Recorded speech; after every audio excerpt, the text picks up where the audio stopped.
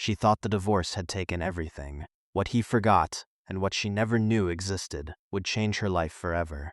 If you've ever felt like you've hit rock bottom, like the story's over, I need you to stick with me for this. Subscribe if you believe in second chances, because this is one of those stories, and I want to build a community of people who get it. The final box was taped with a neatness that felt like a personal insult. It was Mark's neatness, not mine. My life was a jumble of half-finished projects and books with cracked spines. His was a world of crisp labels and color-coded files. The box was labeled Clara Personal Effects. It held 2 sweaters, a framed photo of my parents he'd never liked, and a chipped mug from a college trip. Everything else, the furniture we'd chosen, the art we'd collected, the house itself, was no longer mine. The settlement papers had called it an equitable distribution. My lawyer, a tired woman named Ms. Davies, who seemed perpetually disappointed in the institution of marriage, had called it a bloodbath. I just called it the end. I stood in the echoing hallway of what had been our home for a decade.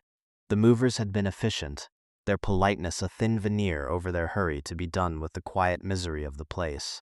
Mark wasn't there, of course. He'd orchestrated this entire dismantling from his new condo downtown, a place with floor-to-ceiling windows and, I imagined, no chipped mugs. He had communicated only through his lawyer, a man with a smile as sharp and sterile as a scalpel. They had argued that his financial contributions outweighed mine tenfold. They had spreadsheets. They had pie charts. They had a narrative of my incompetence, my financial naivety, my status as a dependent. I had memories which held no currency in a courtroom. I had the vague, sinking feeling of having been expertly hollowed out over the years. My confidence and agency eroded so slowly I hadn't even noticed until I was standing in the cavern of my own life, holding a box of scraps. "That's the last of it, Mom," one of the movers said, his voice gentle. I nodded, unable to form words. He didn't look at me directly, a kindness I was grateful for. People averted their eyes from fresh grief, from the raw spectacle of a life being publicly disassembled. I signed the final paper he held out on a clipboard, my hand shaking slightly. The signature looked like a stranger's. As the heavy front door clicked shut behind them, the silence in the house became a physical presence. It was the kind of quiet that buzzes in your ears, the sound of absence. For 10 years, this house had been filled with noise, music, arguments, laughter, the low hum of the television. Now it was a museum of a life I no longer lived. I walked through the empty rooms, my footsteps loud on the hardwood floors. Sunlight streamed through the clean windows, illuminating dust motes dancing in the air, the tiny ghosts of our life together. In the kitchen, I ran a hand over the cold granite countertop where I'd rolled out dough for countless pies, where we'd left notes for each other, where I'd once cried over a broken dish until he'd told me to stop being so sentimental. He'd called me sentimental a lot. It was his word for anyone who valued something that couldn't be appraised. My phone buzzed in my pocket, a harsh, unwelcome sound. It was Ms. Davies. I almost let it go to voicemail, but some flicker of responsibility, a habit I hadn't yet shed, made me answer. "Clara," she said, her voice flat and businesslike. "Just confirming the transfer is complete. He has possession." "I know," I said, looking out the window at the perfectly manicured lawn. "I'm here." "Right. Well, there's one other thing, a loose end. It came to my office this morning, addressed to you in my care. It's from your father's estate." My breath caught. My dad had been gone for 5 years. His estate, as far as I knew, had consisted of a failing hardware store, a mountain of debt, and a fishing boat that hadn't been seaworthy for a decade. My mother had passed long before him, and after he died, I'd been the one to sift through the wreckage. Mark had been so helpful then, so decisive. He'd handled the creditors, sold the boat for scrap, and liquidated the store's remaining inventory. "There's nothing left of my father's estate," I said, my voice thin. "Mark and I paid off the last of his business debts 3 years ago." "Apparently there is," Ms. Davies said. There was a rustle of paper on her end. "It seems your father set up a blind trust years ago, a very small one. It held a single asset, a piece of property. The trust was structured to dissolve and transfer the deed to you directly upon the dissolution of your marriage." I leaned against the counter, my knees feeling weak. What property? Where?" "It's a rural county. The address is, let me see, 14 Hemlock Lane. It's small, less than an acre. The records list a single outbuilding described as a smokehouse. It's not valued at much. Given the location, it's probably worthless. Your father purchased it 25 years ago. 25 years ago, I was a child. Blackwood County." The name was a faint bell ringing in the back of my mind, a place he used to go on hunting trips with his friends. long before his health started to fail, a smokehouse. I had no memory of it. Why would he do that? I whispered. Why hide it? And why link it to this? I can't speak to his motivations, Clara, Ms. Davies said, her tone softening for the first time. The documents are clear, however. The deed is now in your name. It was never a marital asset, so your ex-husband has no claim to it. It's yours. Free and clear. I have the keys and the paperwork here. You can pick them up whenever you're ready. I hung up the phone, my mind reeling. A smokehouse, a piece of land. It was nothing, a worthless scrap of forgotten earth, and yet it was something. It was the only thing in the world that was mine. I looked down at the box in my hands. Clara, personal effects. Maybe this was the last one. I drove for 3 hours, away from the city's clean geometric lines and into the rolling, untidy heart of the country. The highway eventually gave way to a 2-lane road that wound through dense forests of pine and oak. The sky was a vast, bruised purple with the coming evening, and the air that whipped through my open window smelled of damp earth and wood smoke. It smelled like my father. Blackwood County wasn't so much a place as a suggestion. There were no grand welcome signs, just a gradual thinning of houses and a thickening of trees. The towns had names like Mill Creek and Stone Crossing, clusters of tired-looking buildings huddled around a single blinking traffic light. I stopped at a gas station that also served as a grocery store and post office. The man behind the counter had a face like a roadmap of the county, all deep lines and weathered skin. He gave me directions to Hemlock Lane with a mixture of curiosity and disinterest. Not much out that way, he said, bagging up the bottle of water and bag of chips I'd bought. Used to be Old Man Hemlock's property, but his kids sold it off in pieces years ago. Hemlock Lane was more of a dirt track than a road, a narrow ribbon of packed earth carved between towering trees. My small car bucked and scraped over rocks and ruts. The branches of overgrown trees clawed at the windows, and for a moment I was seized by a primal fear, a feeling of being swallowed by the wilderness. I thought about turning back. What was I even doing here? Chasing a ghost? Pinning my hopes on a derelict shed in the middle of nowhere? But the image of that empty house, of Mark's condescending pity, pushed me forward. I had nowhere else to go. The property appeared abruptly, a break in the trees, a sagging wire fence choked with weeds, and a rusted metal gate hanging crookedly from a single hinge. I pulled over, my car's engine ticking in the sudden profound silence. I got out and pushed the gate open. It screamed in protest. The driveway was almost completely reclaimed by nature, 2 faint tracks disappearing into a meadow of knee-high grass and wildflowers. At the end of it, nestled under the dark canopy of a massive oak tree, was a small, dilapidated cabin. Its porch was tilted at a precarious angle, and several shingles were missing from the roof, leaving dark, gaping patches. It looked sad and forgotten, and beyond it, partially hidden by a stand of birch trees, was the smokehouse. It was a simple, windowless structure made of dark, weathered wood and river stones, with a steeply pitched roof and a squat stone chimney. It was sturdier than the cabin, more solid, as if it had been built for a purpose that time couldn't easily erase. It looked ancient and secretive. I walked toward it, the tall grass brushing against my jeans. The air was cool and still. The only sound was the chirping of crickets and the distant call of a bird. This was my inheritance, a collapsing cabin and a stone hut. It was absurd. I started to laugh, a broken, hysterical sound that was quickly swallowed by the woods. I laughed until tears streamed down my face, tears of grief and anger and the sheer, ridiculous tragedy of it all. I was a 34-year-old woman with a useless degree in art history, a failed marriage, and a portfolio consisting of one crumbling smokehouse. Mark would find this hilarious. He would see it as the perfect, pathetic coda to my story. The key Ms. Davies had given me was old and heavy, made of iron. There were 2 on the ring, one smaller and brass, fit the lock on the cabin's front door. The other, larger and black with rust, was for the smokehouse. I tried the cabin first. The door groaned open into a single room thick with the smell of dust and decay. A film of grime covered everything. There was a simple cot against one wall, a small wood-burning stove, and a table with 1 chair. It was a hunting shack, nothing more. It was clear no one had been here in a very long time. I backed out, not wanting to disturb the dead air within. Then I walked to the smokehouse. The door was made of thick, heavy planks of wood bound with iron straps. The lock was huge and ornate, the kind you'd see on a treasure chest. I slid the iron key into the keyhole. It felt like I was turning a gear in some ancient machine. The lock resisted, then gave way with a deep, satisfying clunk. I pulled the heavy door open. A wave of cold, dry air washed over me, carrying a faint, pleasant scent I couldn't quite place. Not smoke, something else, cedar and old paper. The inside was dark, the only light filtering through the cracks in the door. I fumbled for my phone, turning on its flashlight. The beam cut through the darkness, revealing a small stone-walled room, perhaps 10 feet square. The floor was packed earth. The walls were lined with hooks where cured meats would have once hung. But the center of the room was dominated by a large, flat-topped steamer trunk, made of dark wood and bound with brass. It wasn't dusty, it was clean, as if it had been wiped down recently. My heart started to pound. This wasn't just an outbuilding. This was a storage vault, a safe. My father had built a safe. On top of the trunk was a single thick manila envelope. My name was written on it in my father's familiar, blocky handwriting. Clara. My hands trembled as I picked it up. The paper was crisp, not brittle with age. I tore it open. Inside was a letter, several pages long, and a smaller sealed envelope. I sat down on the edge of the trunk, my phone's light illuminating the page, and began to read. My dearest Clara, the letter began. If you are reading this, it means 2 things. First, I am gone, and for that I am sorry. I hope my passing was peaceful, and I hope you have had time to grieve.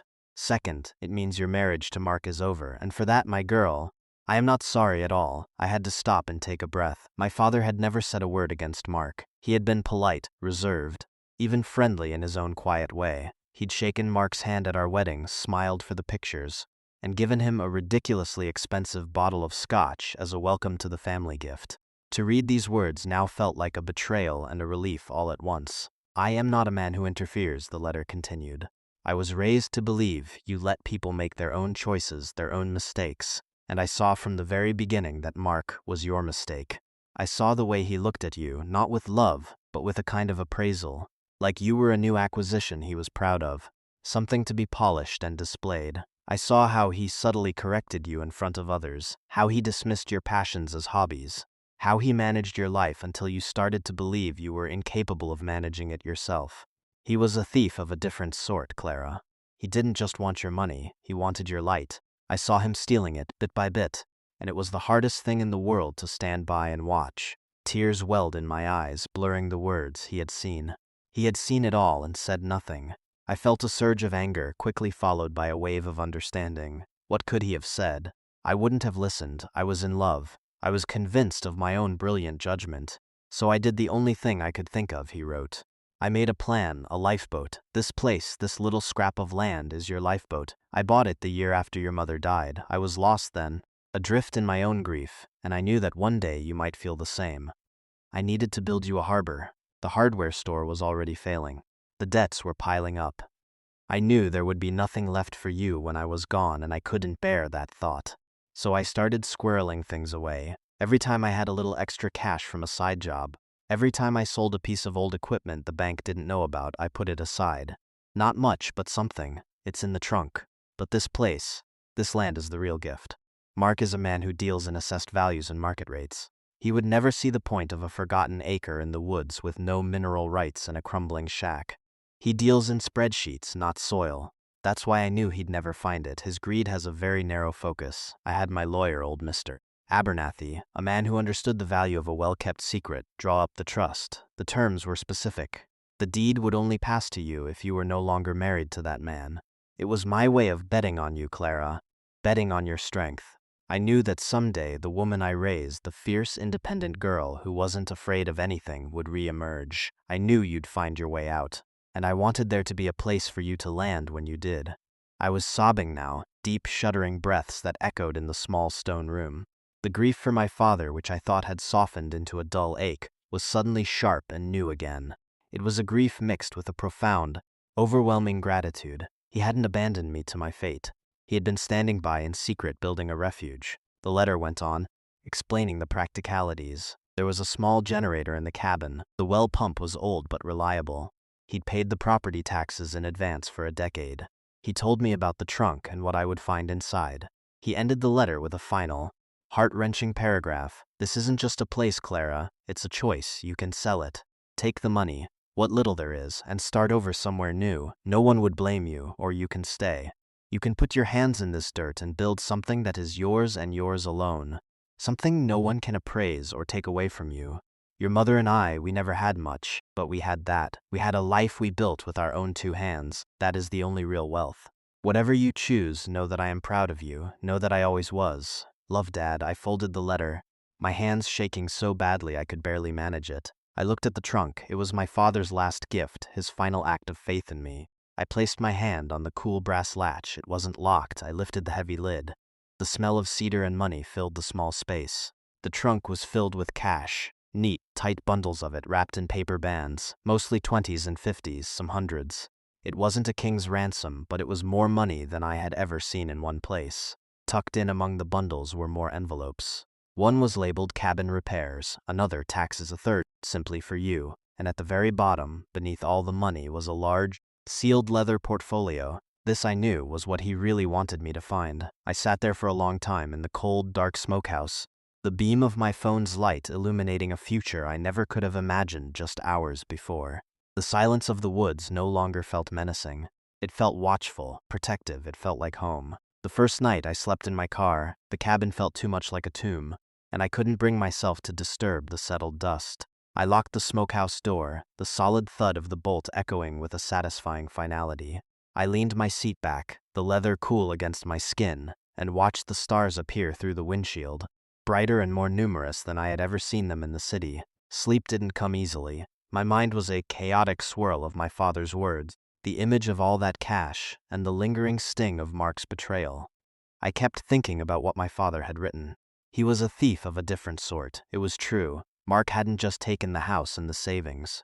He had taken my story and rewritten it to his liking, casting me as the helpless, flighty artist who needed his steady, practical hand to guide her. He'd convinced me of it too. For years I had deferred to his judgment, trusted his financial acumen, and allowed my own instincts to wither from neglect. The woman who had backpacked through Southeast Asia alone at 22 had somehow become a woman who was nervous about balancing a checkbook. How had I let that happen? The woods around me were alive with sound, the rustle of unseen creatures, the whisper of wind in the pines, the lonely hoot of an owl. It should have been frightening, but it wasn't. It felt real, elemental. In the sterile, climate-controlled world I had shared with Mark, every sound had been predictable, every risk managed. Out here there was an exhilarating sense of the unknown.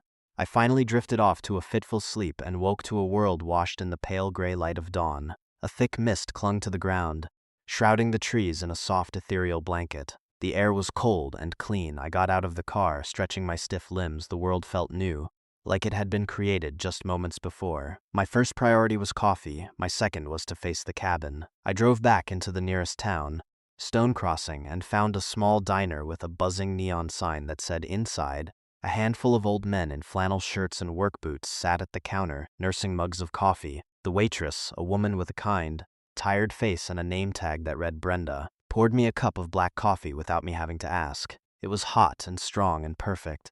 I ordered pancakes and just sat for a while, soaking in the quiet normalcy of the place. No one stared, no one asked questions.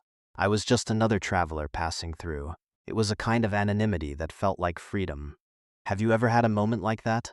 A moment where you feel completely untethered from your old life, for better or for worse, and the future is a terrifying, exhilarating blank page.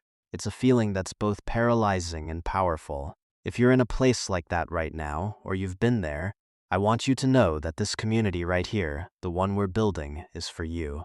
These stories are proof that the blank page can be the greatest gift you ever receive. So stick around, subscribe, because we're just getting to the part where the real work begins. Back at the property, armed with coffee and a newfound resolve, I tackled the cabin. I threw open the door and the single window, letting the fresh morning air chase out the stale smell of decay. The work was hard and dirty. I swept away years of dust and cobwebs, scrubbed the grime from the floorboards, and wiped down every surface. The small pot-bellied stove was filled with old ash, which I shoveled into a bucket. Behind it, I found a small stack of firewood, dry and ready, left by my father. A lump formed in my throat. He had thought of everything. As I worked, I felt a shift inside me. The physical labor was grounding. Each sweep of the broom, each bucket of dirty water I tossed out the door, felt like I was clearing out not just the cabin, but my own mind. I was shedding the helplessness that had clung to me for so long. I was no longer a victim waiting to be rescued. I was a woman with a broom and a bucket of water, cleaning her own damn house. By late afternoon, the cabin was transformed. It was still rustic, still bare, but it was clean. It was habitable. I moved the cot under the window and unrolled the sleeping bag I'd had in the trunk of my car. I made a trip back to town for supplies, groceries, a new lantern, work gloves, and a heavy-duty padlock for the smokehouse. As I was paying, the hardware store owner, a man who introduced himself as George, looked at my haul. "Looks like you're moving in out at the old Hemlock place," he said, his eyes crinkling at the corners. I nodded. "Just for a bit, trying to fix it up." "Good," he said with a decisive nod. "Place needs a bit of life in it. Your father, he used to come in here, you know. Quiet fella, always paid in cash. Said he liked having a place to get away from it all." The casual mention of my dad sent a pang through my chest. He had a life here, a small, secret one I never knew about. He wasn't just my father. He was a man named Frank who bought nails from a man named George and paid in cash. That night, I built a fire in the stove. I sat in the cabin's single chair, eating a sandwich and watching the flames dance behind the small glass door. The little room was filled with a warm, flickering light. It was the safest I had felt in years. I hadn't opened the leather portfolio yet. I was saving it. It felt like the final chapter of my father's story, and I wasn't ready for it to end. I needed to earn it first. I needed to feel like I deserved the truths it held. For the next week, I worked. I woke with the sun and fell into bed, exhausted each night. I cleared the overgrown driveway with a scythe I bought from George. I patched the leaky cabin roof with tar and shingles. I pulled weeds until my hands were raw and my back ached. I found the well pump my father mentioned, a sturdy old hand pump, and after a few minutes of strenuous effort, it gushed forth clear, cold water. I drank straight from it, and it was the best water I had ever tasted. I was rediscovering muscles I didn't know I had, and a resilience I thought was long gone. Each completed task was a small victory, a piece of myself I was reclaiming. During a break one afternoon, sitting on the newly repaired porch steps, my phone rang. The screen flashed a number I didn't recognize, a sleek, corporate-looking area code from the city. My stomach tightened. I knew who it was before I answered. "Clara? It's Jonathan Pike, Mark's attorney." His voice was smooth, confident, the sound of expensive suits and billable hours. "We've been trying to reach you." "I've been busy," I said, my voice coming out stronger than I expected. "Yes, well, a minor issue has come to our attention. A small clerical error regarding an asset from your father's estate, a piece of land. It seems it wasn't properly disclosed during the discovery phase." My blood ran cold. How could they know? "It wasn't a marital asset," I said, quoting Ms. Davies. "It was transferred to me after the divorce was finalized." "A technicality we're prepared to challenge," he said, his voice hardening slightly. "Mark feels, and I agree, that the spirit of the settlement was a full and fair division of all assets accumulated during the marriage. The funds used to purchase said property, we contend, were marital funds, and therefore he is entitled to half its value." I looked around at the unruly forest, the humble cabin, the stone smokehouse. Half its value. The absurdity was breathtaking. "There is no value," I said, a dry laugh escaping my lips. "It's a patch of dirt and a collapsing shed." There was a pause. "Our assessors have suggested a modest value for the land, given its potential for timber development. Mark is prepared to be reasonable. He will buy out your half for $5,000. It saves us all a great deal of time and unpleasantness in court. You walk away with a check, no strings attached. $5,000. It was an insult. It was a test. He was dangling a small amount of cash in front of the poor, helpless woman he thought I was, expecting me to snatch it up gratefully. He was trying to buy my father's legacy for the price of a used car. The anger that had been simmering inside me for weeks finally boiled over. It was a clean, hot flame. "No," I said. "Excuse me? The answer is no. The property is not for sale." "Clara, I would advise you to be sensible," Pike said, his tone dripping with condescension. "You're not in a position to be sentimental. A protracted legal battle will be costly. Mark has the resources to see this through. You do not." "You seem to know a lot about my resources," I said, my voice dangerously quiet. "Tell your client that this property is mine. If he wants it, he can see me in court, and tell him one more thing for me. Tell him he taught me the value of a good lawyer." I hung up before he could respond. My hand was shaking, but not from fear. It was from adrenaline, from rage, from an exhilarating sense of my own power. I had stood up to them. I had said no. He had made a critical mistake. Mark, the man of spreadsheets and appraisals, had tried to put a price on something priceless. And in doing so, he had shown his hand. He didn't know about the money. He didn't know about the trunk. He just saw a loose end. Another small thing to take from me out of sheer spite. The phone call was a declaration of war, but it was also a gift. It had shattered my last remaining shred of doubt. I wasn't leaving. I wasn't selling. This place was mine to defend. That night, I knew it was time. I took the lantern and the heavy leather portfolio into the smokehouse. The air inside was still and cool. I sat on the floor, leaned against the empty trunk, and untied the leather straps. The portfolio was filled with documents, old brittle papers, carefully preserved in plastic sleeves. At the top was a letter, shorter this time, in my father's hand. "Clara," it said, "if you're reading this, it means you chose to stay. I hoped you would. What's in here is a real story. Not the one you know. It's not pretty, but it's the truth. And the truth is the only foundation worth building on." I pulled out the first document. It was a partnership agreement, dated 30 years ago, for Westwood Development Group. The partners were listed as Franklin Miller, my father, and Mark's father, Robert Peterson. I stared at the names, my mind struggling to connect them. My dad had been a hardware store owner. Mark's father was a real estate mogul, a titan of industry. I had met him a few times. He was a cold, imposing man who looked at me with thinly veiled disdain. What possible business could they have had together? I kept reading. The documents laid out a story, piece by piece. Westwood Development wasn't a success story. It was a catastrophe. They had invested in a large tract of land for a housing development, but the deal had gone sour. There were zoning issues, environmental protests, and a sudden economic downturn. They were over-leveraged and facing bankruptcy. Then came the newspaper clippings. Local developer accused of fraud. Westwood Partners under investigation for embezzlement. My father's name was there, right next to Robert Peterson's. But as I read the articles, a pattern emerged. My father was the one quoted, the one taking the heat. Peterson remained in the background, his name mentioned only in passing. The final documents were legal papers, a settlement, an agreement. My father, Franklin Miller, took full legal and financial responsibility for the failure of Westwood Development. He agreed to plead guilty to lesser charges of financial mismanagement. In exchange, all charges against Robert Peterson were dropped.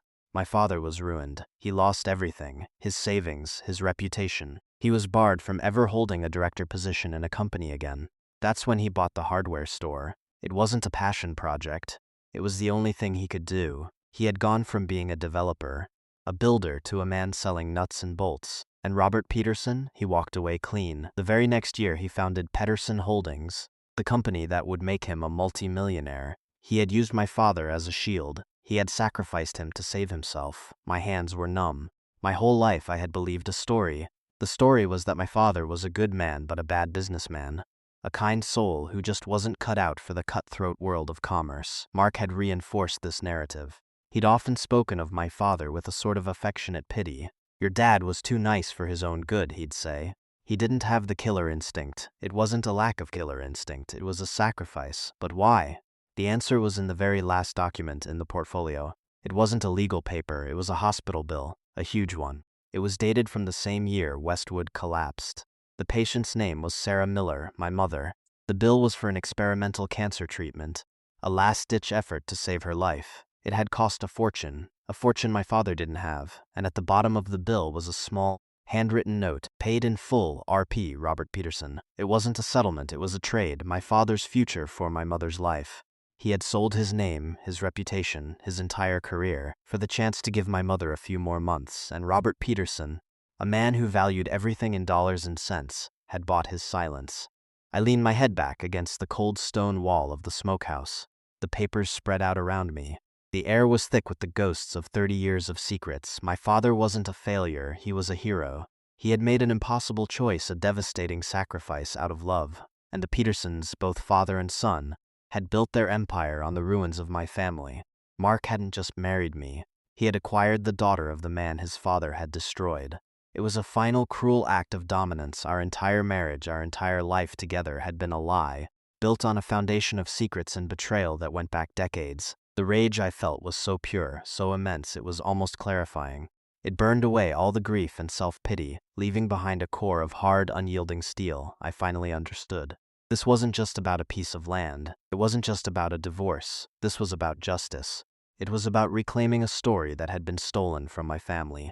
My father hadn't left me a lifeboat. He'd left me a weapon. The next morning, I drove back into town, but I didn't go to the hardware store. I went to the small public library. The librarian, a woman with kind eyes and a cardigan, showed me how to use the microfiche machine. For hours, I scrolled through old copies of the Blackwood County Ledger, my eyes aching from the strain. I was looking for anything related to Westwood Development, to my father, to Robert Peterson. The local papers had covered the story in more detail than the city ones. There were photos of my dad, looking young and tired, walking out of the county courthouse. There were quotes from disgruntled local contractors who had lost money, all of them blaming my father. Robert Peterson was a ghost, mentioned only as a former business partner, but then I found it. A small article buried in the business section from 6 months after the collapse. It was about Robert Peterson securing new funding for a different project. The article mentioned, in passing, that the key investor was a man who had also been a primary creditor in the Westwood bankruptcy. He had bought up my father's debt for pennies on the dollar, and then used that leverage to become Peterson's new partner. It was a classic corporate raid, disguised as a bankruptcy. They hadn't just let my father take the fall, they had actively profited from it. I printed copies of everything. The evidence was circumstantial, but the pattern was undeniable.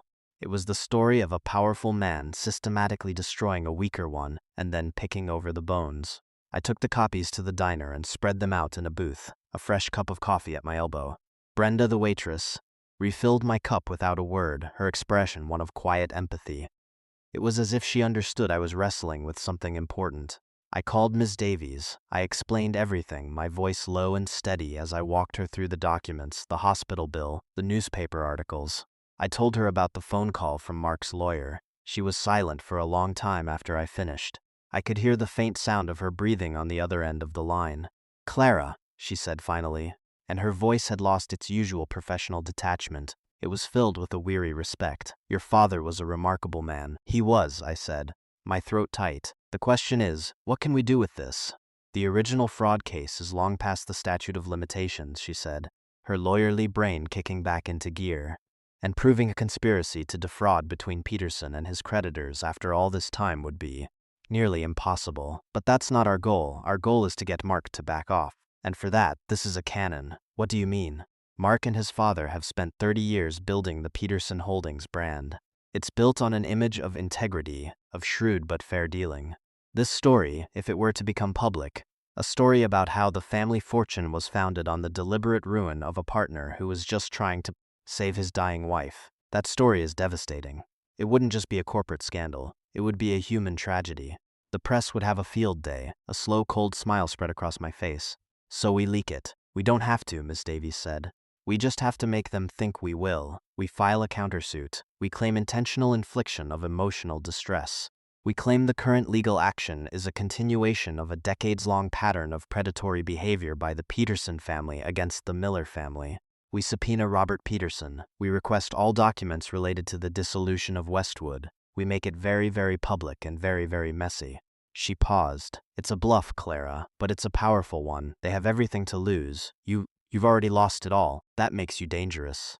"Do it," I said, without a moment's hesitation. The days that followed were a strange mixture of peaceful labor and anxious waiting. I continued my work on the property. I planted a small vegetable garden in a sunny patch near the cabin. I cleared a walking path through the woods down to a small, trickling creek. I bought a comfortable chair for the porch and sat out in the evenings, listening to the symphony of the forest and watching the fireflies begin their nightly dance. I was putting down roots, both literally and figuratively.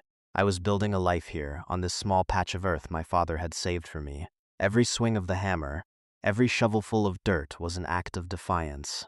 I was taking something that had been born from ruin and making it whole again. I was doing the same for myself. The property was changing, and so was I. My hands were calloused, my face tanned by the sun. I felt stronger, clearer than I had in years. I had stopped thinking of myself as Mark's ex-wife. I was Frank Miller's daughter, and I was the owner of 14 Hemlock Lane. I didn't hear anything for a week. The silence from the city was unnerving. I started to wonder if we had overplayed our hand, if Mark's arrogance was so great that he would call our bluff. Then, one evening, as I was washing my dinner dishes in a basin of water I'd heated on the stove, a sleek, black car I didn't recognize pulled into my newly cleared driveway. My body went rigid. I watched from the cabin window as a man in a perfectly tailored suit got out. It wasn't Mark, and it wasn't his lawyer. It was Robert Peterson. He looked older than I remembered, his hair now a distinguished silver, but he carried himself with the same rigid, intimidating posture. He walked slowly up to the cabin, his expensive leather shoes looking absurdly out of place in the dirt and weeds. He stopped at the bottom of the porch steps and looked at me through the screen door. "Clara," he said. His voice was gravelly, accustomed to command. I didn't answer. I just stood there, my hands still wet, my heart pounding a slow, steady rhythm against my ribs.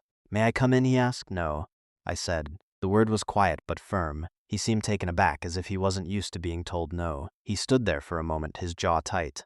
"Your lawyer contacted my lawyer," he said. "She made some outrageous allegations." "They're not allegations," I said. "They're facts. I have the documents." He sighed, a long, weary sound. He looked around at the property, at the patched roof of the cabin, at the solid, unyielding stone of the smokehouse. His gaze lingered on the smokehouse. "Your father was a good man," he said, his voice softer now. "A better man than me. What happened back then, it was a complicated time. I did what I had to do to survive." "You did what you had to do to get rich," I corrected him. "You sacrificed him. You used his grief and his desperation to build your empire. And then your son tried to pick the last remaining flesh from the bones." A flicker of something, shame perhaps or just annoyance, crossed his face. He reached into the inside pocket of his suit jacket and pulled out a long white envelope. "Mark will be dropping his claim to this property," he said, his voice returning to its businesslike tone. "This is a cashier's check. Consider it reparations for the past. It's a significant sum. Enough to let you start over anywhere you want." He held the envelope out to me. I looked from the envelope to his face. I thought about the money in the trunk. I thought about my father's letter. This isn't just a place, it's a choice. Robert Peterson was offering me the easy way out. Take the money, disappear, and let the past stay buried. It was the same deal he had offered my father in a different form. Hush money, a way to clean the slate with a checkbook. But I wasn't my father. I hadn't been backed into a corner by grief and fear. I was standing on my own land. I had my own resources, and I knew the truth. "I don't want your money," I said. I opened the screen door and walked out onto the porch, forcing him to take a step back. We were face to face now, the evening light casting long shadows between us. "I want you to leave. And I want you to tell your son that if he or anyone associated with him ever contacts me again, ever sets foot on this property again, the story of Westwood Development, complete with copies of every single document, goes to the front page of the city paper. Am I clear?" He stared at me, his cold blue eyes searching my face. He was assessing me just as he had assessed my father 30 years ago. But what he saw was not a man he could break. He saw a woman who had already been broken and had put herself back together with stronger materials. He saw his mistake. He saw my father's daughter. He slowly lowered the hand holding the envelope. He gave a single curt nod. "Clear," he said. He turned without another word, got back in his car, and drove away, leaving a cloud of dust hanging in the quiet evening air. I stood on the porch until the sound of his engine had completely faded, replaced by the familiar chorus of the crickets. I hadn't taken his money. I hadn't won a lawsuit. There was no public vindication. But I had won. I'd won back my family's dignity. I had stared down the ghosts that had haunted us for 30 years, and I had not flinched. I walked over to the smokehouse, the solid, secret heart of this place. I rested my hand on the cool, rough stones. This was more than property. It was a monument to a father's love. It was a testament to the fact that true value can't be measured in dollars or acres. It's measured in sacrifice, in integrity, in the choices we make when everything is on the line. The smokehouse had kept its secrets for a quarter of a century. Now, it was my turn to be its guardian. A few months have passed since that evening. The chill of autumn is beginning to creep into the air, turning the leaves on the maple trees to brilliant shades of crimson and gold. The garden I planted yielded a small but satisfying harvest of tomatoes and zucchini. I've made progress on the cabin, insulating the walls and installing a small solar panel system on the roof for electricity. I have lights. I have a small refrigerator. I have a laptop and a satellite internet connection. The money from the trunk is in a bank account in town, managed by a financial advisor who treats me not as a flighty artist, but as a savvy investor. I'm learning. I'm growing. I've started drawing again. For the first time in years, my subjects are the trees, the changing light, the texture of stone and wood. My work is stronger, more honest, than it has ever been. I've gotten to know some of the locals, George from the hardware store, Brenda from the diner. They've accepted me into their quiet world with a simple, undemanding kindness. They don't know my whole story, but they don't need to. They just know me as Clara, the woman who's fixing up the old Miller place. I never heard from Mark or his father again. Miss Davies confirmed that the legal claim was officially withdrawn. The silence from that part of my life is a relief, like the quiet after a long and painful fever has broken. Sometimes I think about Mark. I don't feel anger anymore, or even sadness. I just feel a kind of distant pity. He is trapped in a world of appraisals and acquisitions. A world where everything has a price and nothing has any value. He will never know the wealth of sitting on your own porch, a porch you fixed with your own 2 hands, and watching the sun set over trees that belonged to no one but the sky. My father left me a choice. He said I could sell this place and leave, or I could stay and build. I realize now he left me a third option, the one I've taken. I'm not just staying, I'm healing. I'm not just building a home, I'm rebuilding myself. This land, this smokehouse, they didn't just save me from poverty. They saved me from a story that someone else had written for me. They gave me back my own. And that's a lesson I want to share with all of you. Your story is yours to write. There will be people who try to take the pen from your hand, who try to tell you who you are, what you're worth, what you're capable of. Don't let them. Sometimes the greatest treasures are hidden in the places no one else thinks to look, the places they've deemed worthless. Sometimes the most valuable inheritance isn't money or property, but a truth that sets you free. Thank you for listening to my story. If it resonated with you, if you've ever had to fight to reclaim your own narrative, I hope you'll subscribe and become part of this community.